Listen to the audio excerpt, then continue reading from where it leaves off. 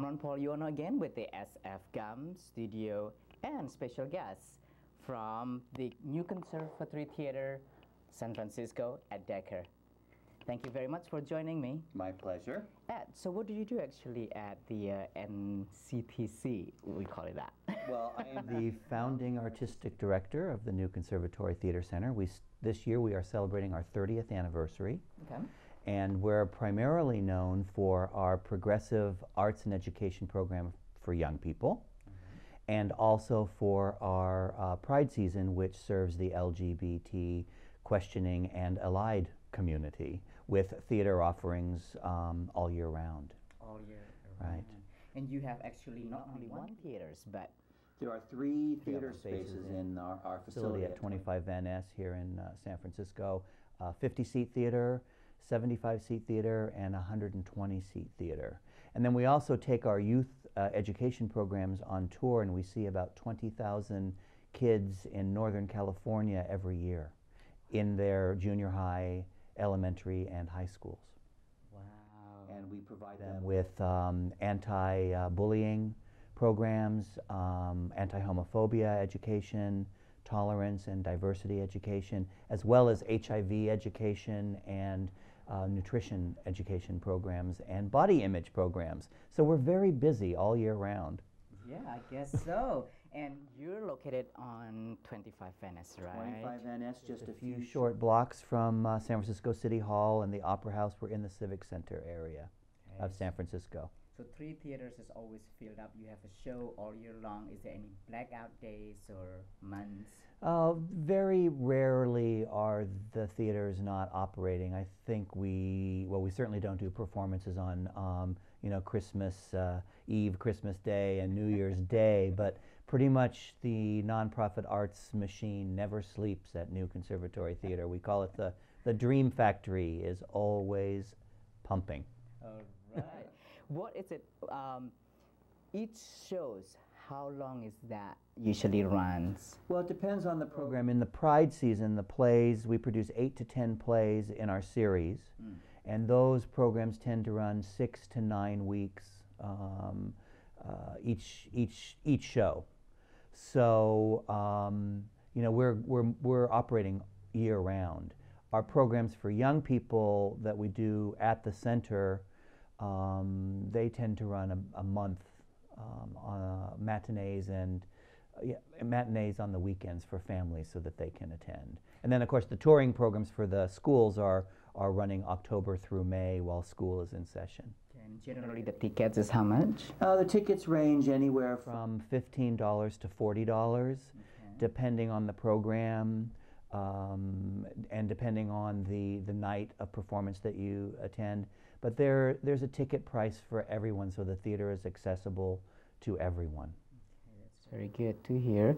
And also, actually, what is, this month is what, February, we're facing February. What do you have your program? Well, during the month of February, we have a new play called Tree Fall, which is it's a brand new play that I found in Los Angeles.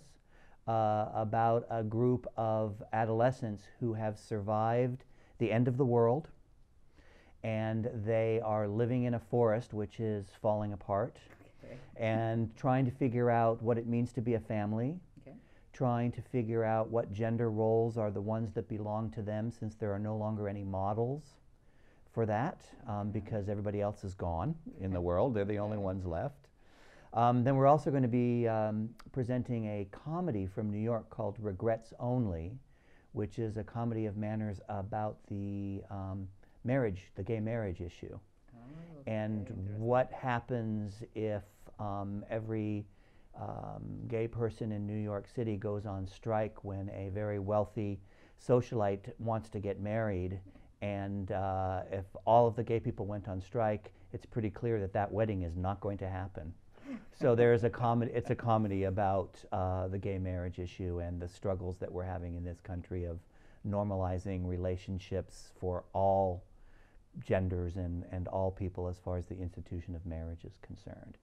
And then our touring programs are out on the road with a piece called The Other Side of the Closet, which is a piece about sexual orientation for teenagers, and helping them understand that everybody has the right to be who they are and love who they want and are entitled to go to school in a safe environment. Wow. But besides just doing a lot of shows, I also heard that you also have acting class as well for you know, that's true. When the new conservatory started 30 years ago, it was built around a after-school arts program for young people. Then that grew to weekends coming to us. Then that grew to summer camps. And then that grew to satellite programs. We're in 15 different schools in San Francisco where we provide after-school theater programs because most schools in California no longer have arts as part of the curriculum. So our program provides a low-cost opportunity for kids to get some theater training while they stay in their own communities after schools, so they don't have to commute to the new Conservatory Theater Center. We go to them. When you're talking about low costs, how much is it approximately? Well, we have a very aggressive scholarship program, so there aren't any students that are ever turned away for lack of funds. But the programs can range from $100 to $500 or $600 depending on the length of the term. If you stay in a program for an entire year, it tends to be closer to the $600 for an entire year. Wow. So that's not very expensive, very at all. Yeah. And then, like I said, there are scholarship programs that even help with that tuition if parents can't afford it. And how young is the minimum and the maximum? The kids that come to us start at around age 7, and they can stay until they're 18 in the conservatory programs. And then after they're 18, most of them go off to colleges around the country. But those that stay local, then we often employ, as part of our acting company, either the Youth Aware Touring Company that I spoke about, because those kids are perfect age for that. Yes.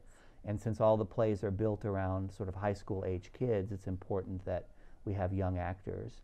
And then as they grow older, they can also be hired to participate in our main stage shows that we do in the Pride season. And how does one apply this, the process? How do they get involved in the school? They just contact us either through our website or visiting the center, and we do a short interview and make sure that they are interested in being there, more interested in being there than their parents, because we're training the kids, not the parents. Sometimes, you know, we deal with stage parents that, you know, are pushing their children into show business, and we really want to make sure that the young person is the one that has the desire to be there. And what is your website again, so that the audience can? It's nctcsf.org. Any telephone number as well you can contact? I think probably the easiest thing is if you just Google New Conservatory Theater. We pop right up there. Thankfully, Google keeps us at the top of the list. Yes. So that tells about all of the programs and all the various phone numbers and when shows are happening and so forth. So, like I said, Google is our friend.